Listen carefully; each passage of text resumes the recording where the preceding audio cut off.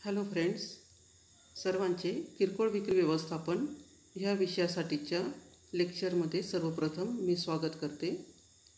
Me doctor Sujata Patil from ARB Garud college Shendurni.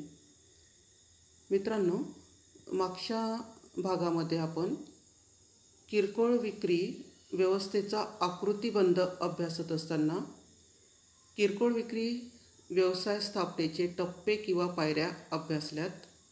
आता ह्या लेक्चरमध्ये आपण किरकोळ विक्री भांडाराचे स्थान म्हणजेच रिटेल स्टोअर लोकेशन याबद्दल अभ्यास करणार आहोत. रिटेलिंग फ्रेमवर्क अंतर्गत किरकोळ विक्री भांडाराचे स्थान किंवा किरकोळ विक्री भांडाराचे स्थान निश्चित करताना लक्षात घ्यावयाचे घटक या अंतर्गत आपण अनेकविध घटकांचा अभ्यास ह्या लेक्चरमध्ये करणार आहोत. तर मित्रांनो, रिटेल स्टोअर लोकेशन असं म्हणत असताना किरकोळ विक्रेता किरकोळ विक्रीद्वारे उपभोक्त्यांना किंवा ग्राहकांना विविध वस्तू व सेवा उपलब्ध करून देत असतो.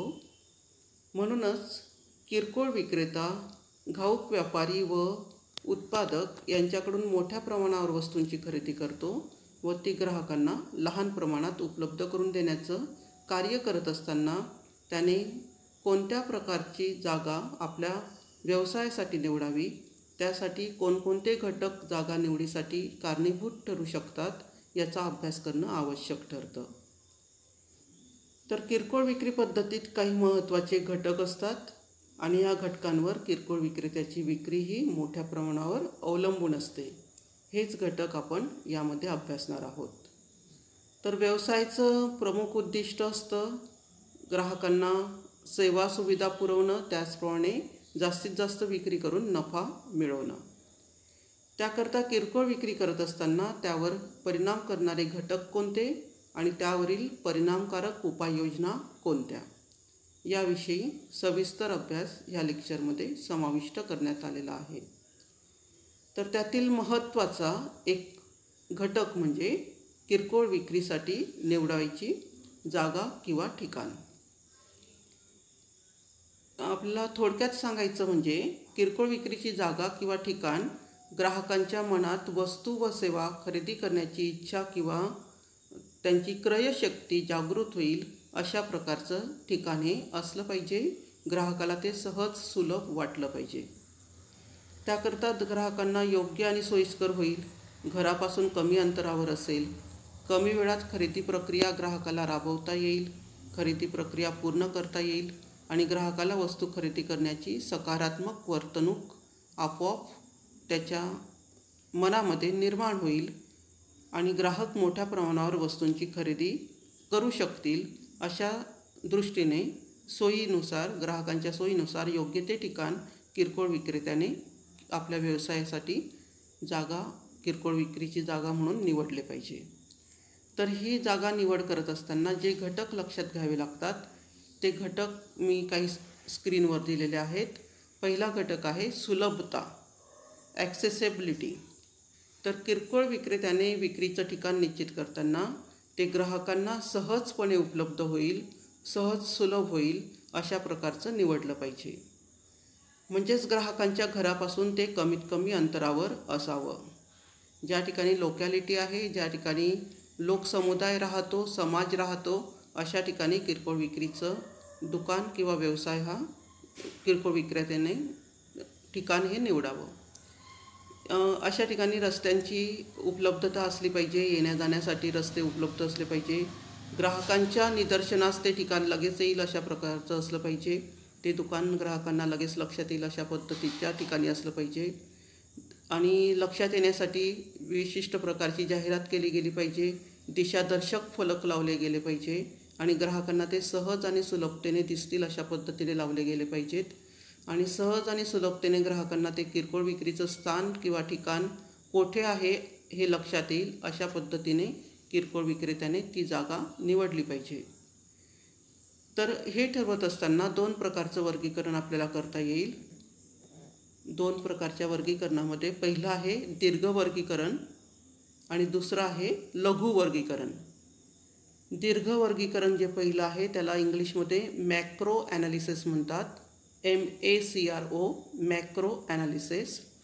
तर किरकोळ विक्रीचं स्थान निश्चित करत असताना दीर्घ किंवा विस्तारित स्वरूपाचा विचार केला गेला पाहिजे. तो म्हणजे ग्राहकाच्या निवासस्थानापासून ते ठिकाण कमीत कमी अंतरावर असावे व त्यासाठी सहज रस्त्यांची उपलब्धता असावी. दुसरं आहे लघुवर्गीकरण, ज्याला मायक्रो ॲनालिसिस म्हणतात, MICRO मायक्रो. तर किरकोळ विक्रीचं स्थान निश्चित करताना जसा दीर्घ स्वरूपाचा विचार केला जातो त्याचप्रमाणे लघु अथवा अत्यंत लहान स्वरूपाचा देखील विचार केला गेला पाहिजे आणि त्यामध्ये सहज दृश्य स्वरूपाचं असावं ते ठिकाण आणि वाहनतळ उपलब्ध असावं, ह्या दोन गोष्टींचा समावेश होतो. तर सहज दृश्य स्वरूपाचं असावं म्हणजे ते ठिकाण व्हिजिबल असावं, ग्राहकांना सहज व सुलभ रीतीने दिसेल अशा पद्धतीचं ठिकाण असावं, कारण ग्राहकांना कमीत कमी वेळामध्ये खरेदी प्रक्रिया पूर्ण करायची असते आणि त्याकरता किरकोळ विक्रीचं ठिकाण शोधण्यामध्ये त्यांचा वेळ वाया जाऊ देऊ नये. वेळ वाया घालवायची त्याची इच्छा नसते, ग्राहकाची इच्छा नसते, त्यामुळे ते सहज सुलभ दिसेल अशा पद्धतीचं असावं.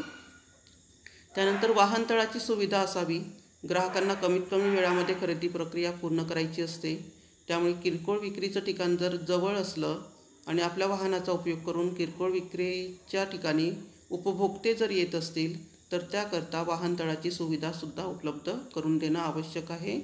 वाहनतळाची रचना अशी असावी की सर्व प्रकारचे वाहनं आत येऊ शकतील आणि सहजपणे त्या ठिकाणी वाहन लावण्यासाठी सुविधा उपलब्ध होईल. त्यानंतर दुसरा मुद्दा आहे, पहिला मुद्दा आपण अभ्यासला सुलभता. सुलभतेमध्ये आपण दोन वर्गीकरण अभ्यासले, दीर्घ वर्गीकरण आणि लघु वर्गीकरण.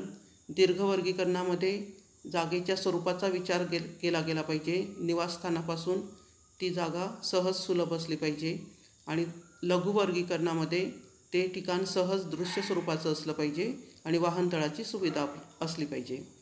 त्यानंतर दुसरा मुद्दा आहे वस्तू खरेदी करता पुरेशी जागा असली पाहिजे म्हणजे ट्रेड एरिया. ग्राहकांना ज्याप्रमाणे घरापासून जवळ किंवा कमी अंतरावर किरकोळ विक्रीच्या भांडाराची गरज असते त्याचप्रमाणे त्या भांडाराची भौगोलिक रचना अशी असली पाहिजे की वस्तू त्याला सहज खरेदी करता येईल. म्हणजेच वस्तूंच्या मांडणीची जागा व ग्राहकांना वस्तू निवडण्याकरता वेगळी जागा अशा प्रकारची पुरेशी जागा त्या ठिकाणी असली पाहिजे. पुरेशी जागा असली पाहिजे हे म्हणत असताना आपण ह्या जागेचं वर्गीकरण करू शकतो. वर्गीकरणामध्ये 3 विभाग आहेत, पहिला विभाग, दुसरा विभाग आणि तिसरा विभाग. First zone, second zone and third zone. तर पहिल्या विभागामध्ये किरकोळ विक्री भांडाराची भौगोलिक स्वरूपाची रचना ही केली जात असते. ग्राहकांना आवश्यक वस्तू सहज दिसतील व शांततेत उभे राहून ते निवडण्यास त्याला सोपं जाईल अशा प्रकारची जागा उपलब्ध करून दिली गेली पाहिजे. दुसऱ्या विभागामध्ये ज्याप्रमाणे ग्राहकांना वस्तू निवडण्याकरता जागेची गरज असते त्याचप्रमाणे विक्रेत्यांना वस्तू मांडण्याकरता सुद्धा जागेची आवश्यकता असते. तर सर्व वस्तू ग्राहकांना सहज दिसाव्यात व ग्राहकांना निवड करणं सुलभ व्हावं त्याकरता वस्तूंची मांडणी सुटसुटीत व सुंदर करण्यासाठी किरकोळ विक्रेत्यांनासुद्धा पुरेशी जागा आवश्यक असते. ती जागा दुसऱ्या विभागामध्ये कन्सिडर केली जाते. त्यानंतर तिसरा विभाग जो आहे तो नियमित ग्राहकांव्यतिरिक्त इतर काही ग्राहक एखाद्या वेळी वस्तू भांडारात वस्तू खरेदी करण्यासाठी येत असतील तर त्यावेळी त्या ग्राहकांची संख्या जर वाढली तर जागेची समस्या निर्माण होते. म्हणजे जर ॲडिशनल कस्टमर्स त्या ठिकाणी आले, जास्तीचे ग्राहक जर आले नेहमीच्या ग्राहकांपेक्षा तर त्याकरता त्याचा विचार करूनसुद्धा आवश्यक तेवढी जागा उपलब्ध असली पाहिजे.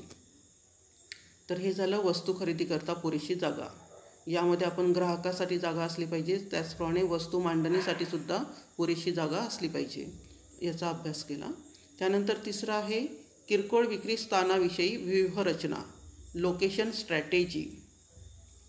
तर किरकोळ विक्रेता विक्री भांडाराचं स्थान निश्चित करताना जे घटक आपण पाहिले, सुलभता असली पाहिजे, वस्तूकरता पुरेशी जागा असली पाहिजे, त्याचप्रमाणे काही व्यूहरचना, काही स्ट्रॅटेजीसुद्धा ठरवत असतो. यामध्ये पहिली स्ट्रॅटेजी आहे किरकोळ विक्री स्थितीदर्शक तक्ता. किरकोळ विक्री करताना विक्रेता ज्या स्थानाची किंवा जागेची निवड करतात त्या ठिकाणी आपणास कोणकोणते विक्रेते स्पर्धक आहेत स्पर्धा किती प्रमाणात आहे, कॉम्पिटिशन कशी आहे व त्यांची विक्री किती होते, कशा पद्धतीने होते, तसंच त्या विक्रीचा आपल्या विक्रीवर कसा परिणाम होईल याचासुद्धा सविस्तर अभ्यास किरकोळ विक्रेत्याने आधीच करायला हवा. म्हणजे किरकोळ विक्रीची स्थिती काय आहे त्याचा अभ्यास करणं हे व्यूहरचनेमध्ये समाविष्ट होतं. त्यानंतर ग्राहकांची बाहेरील ठिकाणाहून खरेदी करण्याची सवय. काही ग्राहक हे आपल्या निवासस्थानापासून जवळ विक्री भांडार असले तरीसुद्धा तालुक्याच्या ठिकाणी किंवा जिल्ह्याच्या ठिकाणी जाऊन खरेदी करण्याला पसंती देत असतात. तर अशा पद्धतीने ग्राहक जर तालुक्याच्या ठिकाणी किंवा दुसऱ्या दुकानातून खरेदी करण्याचा विचार करत असतील, त्या पद्धतीची त्यांची मानसिकता असेल, तर ह्या बाबीचासुद्धा विचार किरकोळ विक्रीचं स्थान निश्चित करत असताना करावयास हवा. त्यानंतर पायाभूत सुविधा. प्रत्येक ग्राहकाच्या आवडीनिवडी, गरजा आणि अपेक्षा ह्या वेगवेगळ्या स्वरूपाच्या असतात. त्याकरता हा घटकसुद्धा विचारात घेणं आवश्यक आहे की जेणेकरून आपलं विक्रीचं स्थान निश्चित करत असताना त्यानुसार ग्राहकांना आपण त्यांच्या अपेक्षा पूर्ण करून देऊ शकू किंवा नाही हे आपण लक्षात घ्यायला हवं. उदाहरणार्थ, सर्व वस्तू ग्राहकांच्या मागणीनुसार उपलब्ध करून देण्यासाठी गोडाऊन सुविधा उपलब्ध आहे किंवा नाही, चांगले रस्ते आहे किंवा नाही, वस्तू योग्य प्रकारे वाहून नेण्यासाठी वस्तूंची मांडणी व बांधणी आकर्षकरित्या कशी करता येईल, पायाभूत सुविधा त्यासाठी उपलब्ध आहेत किंवा नाही हे लक्षात घेणं आवश्यक आहे. त्यानंतर स्थान किंवा ठिकाणाचा प्रकार. किरकोळ विक्रेता किरकोळ विक्री भांडाराचं स्थान निश्चित करत असताना बाजारपेठ सर्वेक्षण करीत असताना आपले ग्राहक कोण आहे, किती प्रमाणात ते खरेदी करू शकतात याचा विचार करून गाव, शहर, तालुका, जिल्हा यापैकी कोणतं स्थान निश्चित करायचं त्याने ठरवलं पाहिजे. म्हणजे स्ट्रॅटेजी त्याची आपल्या वस्तूसाठी कोणतं ठिकाण योग्य ठरेल हे ठरवण्याची असली पाहिजे. ते गाव असेल, शहर असेल, तालुका असेल किंवा एखादं जिल्हा असेल, कोणत्या ठिकाणी जाऊन त्या वस्तूची विक्री करावायची किंवा कोणत्या बाजारपेठेमध्ये आपल्या वस्तूला मागणी निर्माण होईल हे आधी लक्षात घ्यायला हवं. त्यानंतर तात्पुरतं स्थान अथवा ठिकाण. काही वस्तूंची मोठ्या प्रमाणावर विक्री ही विशिष्ट काळातच होत असते, तर त्यासाठी तात्पुरतं ठिकाण कोणतं निवडावं हे सुद्धा विक्रेत्याला ठरवता आलं पाहिजे. उदाहरणार्थ, काही विशिष्ट सणांच्या वेळेस काही वस्तूंची विक्री होत असते. पोळा सणाच्या वेळेस पोळ्यासाठी आवश्यक असलेल्या वस्तू, बैलांना सजवण्यासाठी आवश्यक असलेल्या वस्तूंची विक्री ही मोठ्या प्रमाणात ग्रामीण भागातूनच होते. त्यामुळे ग्रामीण भागामध्ये बाजारपेठ उपलब्ध होत असते. त्यामुळे त्या वस्तू विक्रीसाठी त्याने त्या पद्धतीचं स्थान निवडायला हवं. ह्या पद्धतीने स्ट्रॅटेजी किरकोळ विक्रेत्याने स्थान निवडत असताना निश्चित करायला हवी. त्यानंतर किरकोळ विक्री भांडाराचं स्थान निश्चित करण्याचे टप्पे आहेत. ह्या टप्प्यांमध्ये मुख्यतः 4 टप्प्यांचा समावेश केलेला आहे. पहिला टप्पा आहे बाजारपेठेतील संधीचा शोध. तर ग्राहकाला दैनंदिन वस्तू खरेदी करण्याकरता विशिष्ट दुकानांची गरजही निर्माण होत असते. म्हणजेच किरकोळ विक्री करण्याकरता विक्रेत्याच्या दृष्टीने एक स्थान किंवा जागेची निवड करणं आवश्यक असतं, महत्त्वाचं असतं. त्याकरता बाजारपेठेतील आपले ग्राहक कोणते, त्यांचं उत्पन्न किती, त्यांची खरेदी क्षमता कशी आहे, शहराचं मध्यवर्ती ठिकाण कोणतं आहे इत्यादी घटकांचा विचार किरकोळ विक्रेत्याने किरकोळ विक्रीसाठी ठिकाण निवडत असताना, स्थान निश्चित करत असताना लक्षात घ्यायला हवं. त्यानुसारच हे किरकोळ विक्री भांडाराचं स्थान निश्चित करण्याचे टप्पे दिलेले आहेत. पहिला टप्पा आहे बाजारपेठेतील संधीचा शोध. Estimate market opportunities. तर किरकोळ विक्रेत्याच्या दृष्टीने आपल्या वस्तू आणि सेवांकरता योग्य बाजारपेठ कोणती याचा शोध घेणं महत्त्वाचं आहे. कारण ग्राहकांच्या गरजेनुसार वस्तूंची उपलब्धता करून देता आली पाहिजे आणि यासाठी आपल्या ग्राहकांच्या आवडीनिवडी, अपेक्षा इत्यादींचा शोध किरकोळ विक्रेत्याने घेतला पाहिजे. आपल्याला असलेले स्पर्धक, इतर विक्रेते कोण आहे, त्यांचे व्यापार व्यवहार कसे आहेत, त्यांचे धोरणं कशा पद्धतीने आहेत हे किरकोळ विक्रेत्याने साधारण अभ्यास करून लक्षात घेतलं पाहिजे. म्हणजेच आपल्याला बाजारपेठेमध्ये संधी कोणत्या प्रकारची, किती प्रमाणात, कोणत्या वस्तूसाठी उपलब्ध होऊ शकेल, कोणते ग्राहक उपलब्ध होऊ शकतील हे त्याला लक्षात येऊ शकेल. त्यानंतर दुसरा मुद्दा आहे ग्राहक वर्गाची माहिती मिळवणं. Collect the information about customers. बाजारपेठेचे संशोधन केल्यानंतर संबंधित बाजारपेठेमध्ये आपल्या वस्तू व सेवांकरता कोण ग्राहक येतील, त्यांच्या गरजा काय असतील, आवड व समाधान कोणकोणत्या वस्तूंसाठी असेल, त्यांचं उत्पन्न व खरेदी करण्याची क्षमता कशी असेल, क्षमता किती आहे, निर्णय क्षमता कशी आहे इत्यादी संदर्भात प्राथमिक माहिती ग्राहक वर्गाची जाणून घेणं आवश्यक असतं. हा दुसरा टप्पा. बाजारपेठेमध्ये संधी मिळेल की नाही तो पहिला टप्पा. दुसरा टप्पा ग्राहक वर्ग कोणता ते जाणून घेणं. तिसरा टप्पा ग्राहकांच्या निवासस्थानाजवळ स्थान. यामध्ये ग्राहक वर्गाची माहिती मिळवल्यानंतर आपल्या वस्तूकरता असलेला ग्राहक कोणत्या भागात मोठ्या प्रमाणावर राहतो व त्यांना सोयीचं व जवळ असलेलं ठिकाण कोणतं आहे, किरकोळ विक्रीकरता कोणतंच ठिकाण कोणतं स्थान योग्य ठरेल हे निश्चित करणं हा तिसरा टप्पा. त्यानंतर ग्राहकांच्या सुरक्षिततेचा विचार.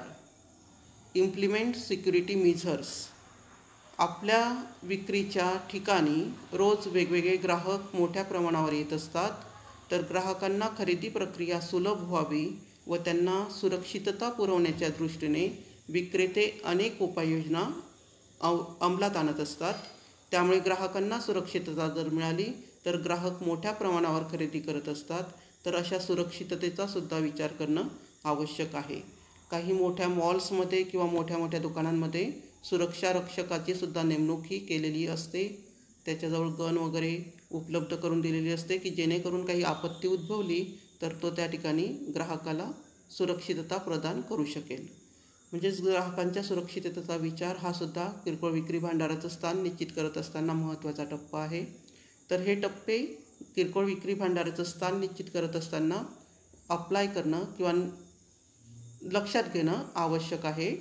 तर किरकोळ विक्रीचा आकृतीबंध अभ्यासत असताना आपण हा दुसरा महत्त्वाचा टप्पा अभ्यासला, किरकोळ विक्री भांडाराचे स्थान निश्चित करत असताना आवश्यक असणारे टप्पे.